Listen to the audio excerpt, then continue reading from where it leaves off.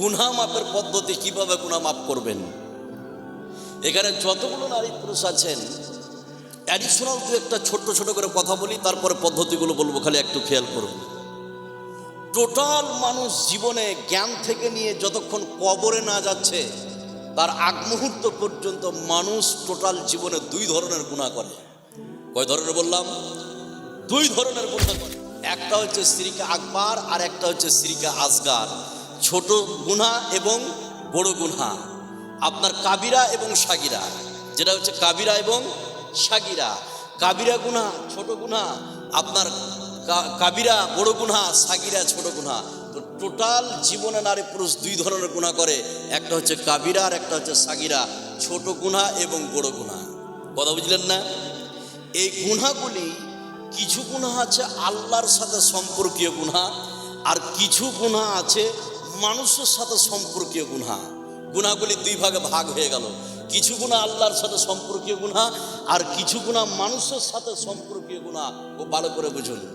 তো আল্লাহর সাথে যেটা সম্পর্কীয় গুনাহ, সেটা আল্লাহ ক্ষমা করে দিবেন, মানুষ ক্ষমা করতে পারবে না। আর মানুষের সাথে যেটা সম্পর্কীয় গুনাহ, সেটা মানুষ ক্ষমা করবে, আল্লাহ ক্ষমা করবেন না। এবার আপনাকে আমি বলবো, আল্লাহর সাথে সম্পর্কীয় পাপ কোনগুলি একটু দেখাই, পদ্ধতি বলে দিই। আর মানুষের সাথে সম্পর্কীয় পাপ কোনগুলি একটু বলবো এবং পদ্ধতি বলে দিব। দুই ধরনের গুনাহ যদি আজকে আপনি ক্ষমা নিতে পারেন, আপনার অ্যাকাউন্টে আর কোনো গুনাহ থাকতে পারে?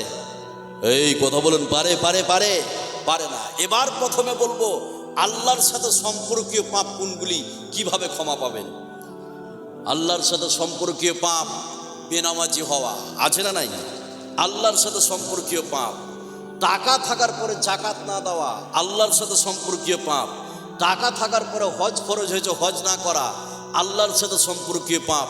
এই বিশ্বে, পৃথিবীতে বেপর্দা বেহায়াপনা হয়ে চলা, আল্লাহর সাথে সম্পর্কীয় পাপ। এই পাপগুলি থেকে ক্ষমা পাওয়ার জন্য, মাপ পাওয়ার জন্য তিনটে পদ্ধতি আছে। কটা বললাম? তিনটে পদ্ধতি। পদ্ধতিগুলি কি? নাম্বার এক, যেই পাপ আপনি করছেন সেটাকে তাৎক্ষণিকভাবে ছেড়ে দিতে হবে, আর করা যাবে না। এক। দুই, এই পাপের জন্য দারুণভাবে লজ্জিত হতে হবে আল্লাহর কাছে। নাম্বার তিন, এই পাপ করব না বলে আল্লাহর সঙ্গে দৃঢ় প্রতিজ্ঞা করতে হবে। এই তিনটা শর্তকে কেন্দ্র করে কোনো নারী পুরুষ যদি আল্লাহর কাছে তওবার মতো তওবা করে, আল্লাহর সাথে সম্পর্কীয় পাপ যতগুলো আছে সমস্ত পাপকে ক্ষমা করে দিবে কে? কথা বলুন, ক্ষমা করে দিবে কে? আল্লাহ। এবার এটাকে বন্ধ রাখে, আল্লাহর সাথে সম্পর্কে পাপ ক্ষমা হয়ে গেল। এবার চলুন মানুষের সাথে সম্পর্কীয় পাপ। পাপগুলো আপনাকে বলবো, ভয়ঙ্কর কিছু তথ্য বলবো, আপনি শুনলে অবাক হয়ে যাবেন। একটু খেয়াল করুন। মানুষের সাথে সম্পর্কীয় পাপ, এরা মানুষ ক্ষমা করবে, আল্লাহ ক্ষমা করবেন না। এবার মানুষের সাথে সম্পর্কীয় পাপ ক্ষমা পাওয়ার জন্য চারটি শর্ত আছে। এই শর্তগুলো একটু পরে বলছি, আগে আমি বলবো মানুষের সাথে সম্পর্কীয় পাপ কোনগুলি। এবার একটা একটা করে শুনুন, যতগুলো নারী পুরুষ আছেন। নাম্বার এক, মানুষের সাথে সম্পর্কীয় পাপ এক নম্বর, সেটা কি? বোনের জমিকে আত্মসাৎ করেছে হাজারো ভাই, এরকম বিশ্বে আছে না নাই? এই কথা বলে না, আছে না নাই?